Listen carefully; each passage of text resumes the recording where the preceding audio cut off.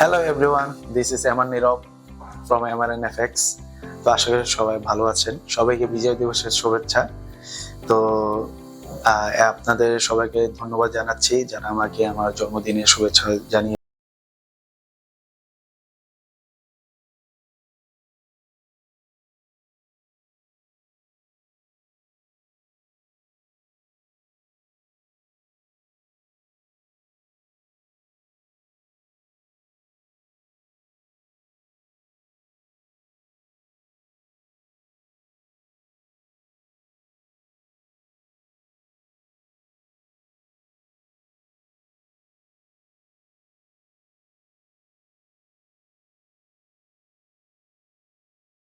আপনাদের সাপোর্টের কারণে আমি আসলে সবকিছু থেকে একটু বিরতি নিয়েছিলাম।